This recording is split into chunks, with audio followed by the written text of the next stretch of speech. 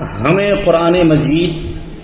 کے معنی اور مفاہیم اپنی زبان میں بتائے جائیں، اس مقصد کے پیش نظر روزانہ ایک پارے میں کیا اہم ترین واقعات یا احکام ہمیں سنائے گئے ہیں، اس کے تعلق سے عرض ہے۔ ایک بار درود پاک پڑھیں، اللہم صلی علی سیدنا و مولانا محمد وعلی آل سیدنا و مولانا محمد وبارک وسلم، صلاۃ و سلام علیک وعلی آلک یا رسول اللہ صلی اللہ تعالی علیہ وآلہ وسلم۔ حضرات گرامی، آج بھی اسی سورہ بقرہ کے تعلق سے مختصر لفظوں میں دو واقعات آپ کے گوشے گزار کرنا مقصود ہے، اور یہ دونوں واقعے سورہ بقرہ تیسرے پارے میں بیان کیے گئے ہیں۔ پہلا واقعہ اللہ رب العزت کے برگزیدہ نبی حضرت عزیر علیہ السلام کی موت اور اس کے بعد ان کو زندگی کا ملنا، اور دوسرا واقعہ اولو العزم پیغمبر و رسول جناب ابراہیم علیہ السلام کے اطمینان قلب کے لیے پرندوں کا اللہ رب العزت کا زندہ فرمانا۔ پہلا واقعہ جس کا پس منظر یہ ہے کہ جب بنی اسرائیل میں فسق و فجور عام ہو گیا، طغیانی سرکشی اور بے اعتدالی اور نافرمانیوں کا بازار گرم ہو گیا، تو اللہ تبارک و تعالی نے ان کے اوپر ایک نہایت ہی ظالم و جابر سفاک حکمران بخت نصر کو مسلط کیا، جس بخت نصر نے بنی اسرائیل اور بالخصوص بیت المقدس کو بالکل ویران کر ڈالا، اور اتنا بڑا اس کا لشکر تھا، بیان کیا جاتا ہے کہ 6 لاکھ اس کے لشکر کے جھنڈے تھے، اور ہر جھنڈے کے نیچے بے شمار لشکر تھا۔ چنانچہ بخت نصر نے نہایت ہی کشت و خون کیا اور بالخصوص بیت المقدس کو ویران کر ڈالا، اور بنی اسرائیل کے 3 حصے کیے، 3 گروہوں میں ان کو تقسیم کیا، جن میں سے ایک گروہ کو قتل کر ڈالا اور ایک کو شام میں نہایت ہی ذلت و رسوائی کے ساتھ مقیم رکھا، اور تیسرے گروہ کو قیدی بنا لیا، اور کچھ دن قید رکھنے کے بعد ان تمام قیدیوں کو اس کے لوگوں نے آپس میں تقسیم کر لیا۔ اس طریقے سے جب بنی اسرائیل کو قید و بند کی صعوبتوں سے رہائی ملی اور کچھ آزاد ہوئے، تو جناب عزیر علیہ السلام یہ بھی قیدیوں میں تھے،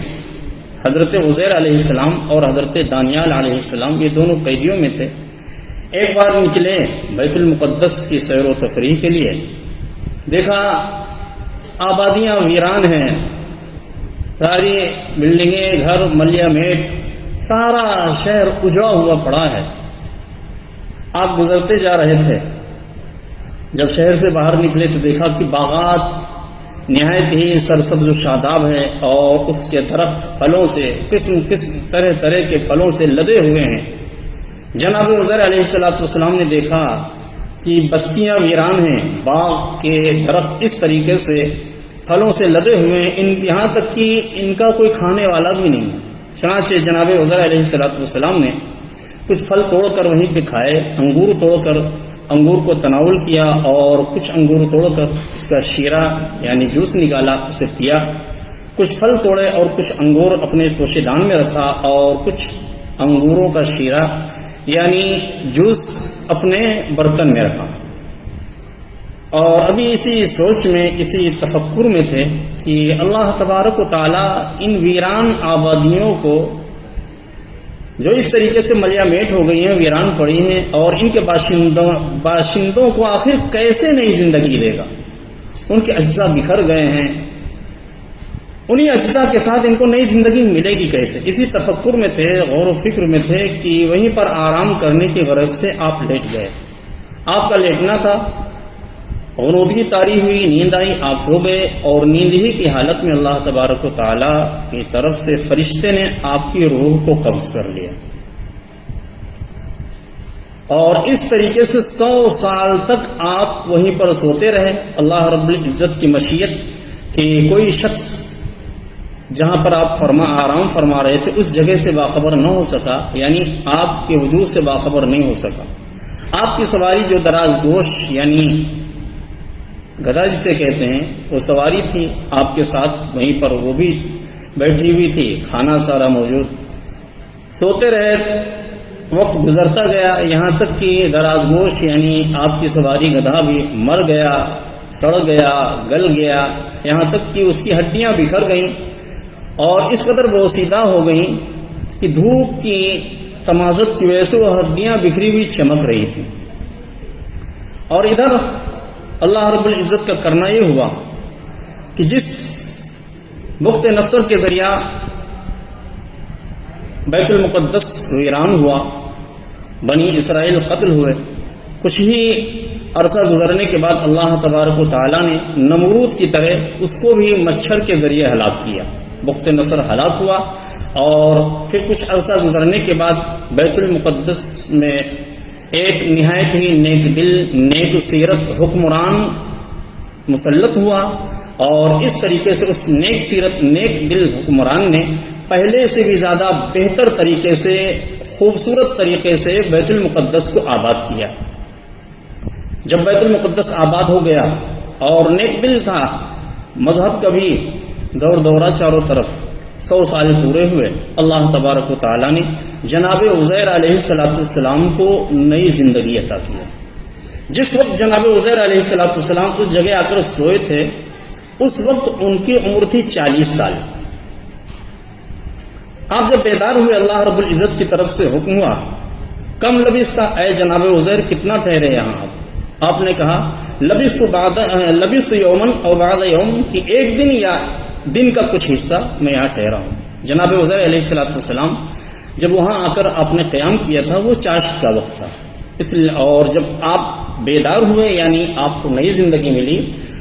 وہ غروب آفتاب سے کچھ پہلے کا وقت تھا، تو اس طریقے سے آپ نے کہا کہ ایک دن یا ایک دن کا کچھ حصہ میں یہاں پہ ٹھہرا۔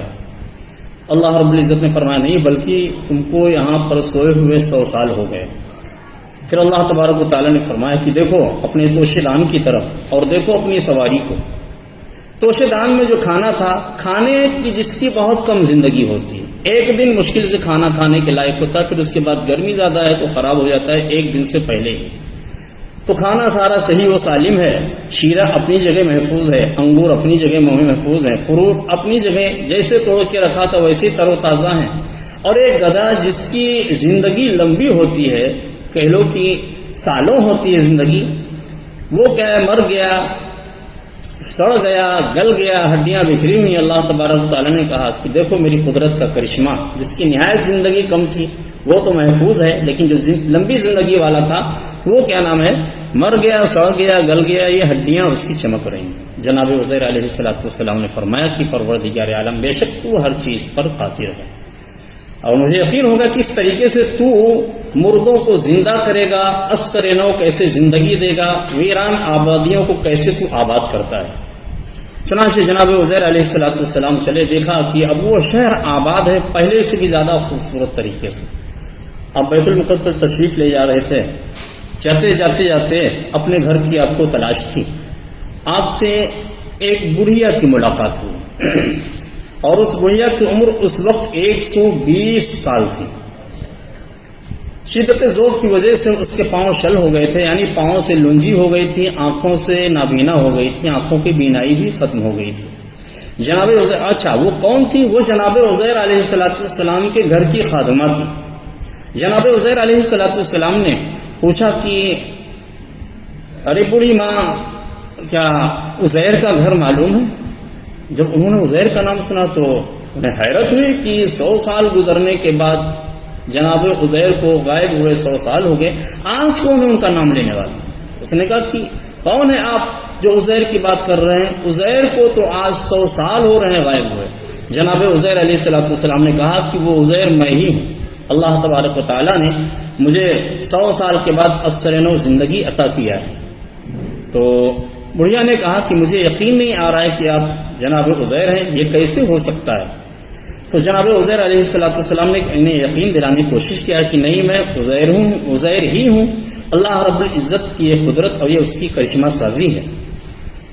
تو بڑھیا نے کہا کہ اگر واقعی عزیر ہے تو جناب عزیر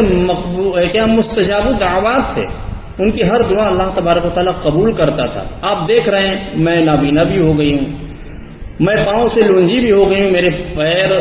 کام کرنے کے لائق نہیں ہیں۔ اگر واقعی آپ جناب عزیر علیہ السلام ہیں تو رب کی بارگاہ میں دعا کریں، پروردگار عالم مجھے صحت و تندرستی عطا فرمائے۔ جناب عزیر علیہ السلام نے دعا کیا، اللہ تبارک و تعالیٰ نے پہلے سے بہتر ان کو صحت عطا فرمائی، ان کی آنکھوں کو بینائی عطا فرمائی۔ جب دیکھا کہ بینا ہو گئی اور انہوں نے اپنے آنکھوں سے جناب عزیر علیہ السلام کو دیکھا، انہیں یقین ہو گیا کہ واقعی یہ جناب عزیر علیہ السلام ہی ہیں۔ چنانچہ وہ بڑھیا جناب عزیر علیہ السلام کو لے کر آپ کے گھر گئی، اور اس وقت جناب عزیر علیہ السلام کے جو فرزند تھے ان کی عمر تھی 118 سال، اور آپ کے جو پوتے تھے وہ بھی بوڑھے ہو گئے تھے، حتیٰ کہ آپ کے بچوں کے بال بھویں پلکیں پک گئی تھی۔ جناب عزیر یعنی بیٹا 118 سال کا اور باپ 40 برس، یہ تاریخ کا بڑا انوکھا واقعہ ہے۔ جناب عزیر علیہ السلام جب گھر تشریف لے گئے،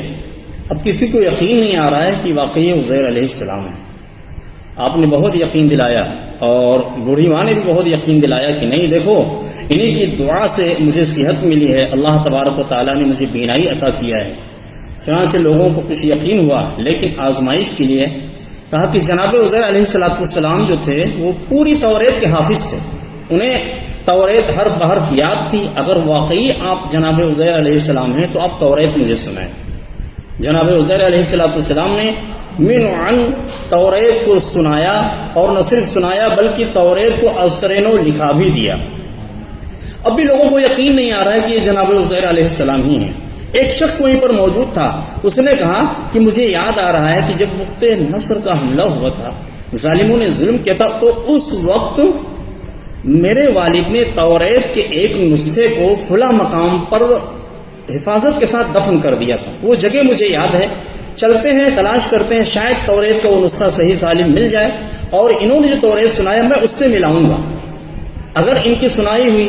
توریت اس سے ملتی ہے تو ہمیں یقین ہو جائے گا کہ واقعی اللہ رب العزت کے برگزیدہ نبی جناب عزیر علیہ السلام ہے۔ وہ شخص جاتا ہے، جگہ کی تلاش کیا، اور اس توریت کے نسخے کو نکال کر لایا، کھول کے بیٹھا۔ جناب عزیر علیہ السلام نے توریت کی تلاوت شروع کیا، اور حرف بحرف وہ آپ نے جو تلاوت کیا اس نسخے کے مطابق کی۔ اس طریقے سے جناب عزیر علیہ السلام کے اہل خانہ اور بستی والوں کو یقین ہوا کہ واقعی آپ جناب عزیر علیہ السلام ہیں۔ مقصد کیا تھا اس واقعے کا؟ جناب عزیر علیہ السلام کے دل میں جو ایک خیال آیا تھا کہ اللہ تبارک و تعالیٰ ان ویران آبادیوں کو اور بوسیدہ ہڈیوں کو اثر نو کیسے زندہ کرے گا،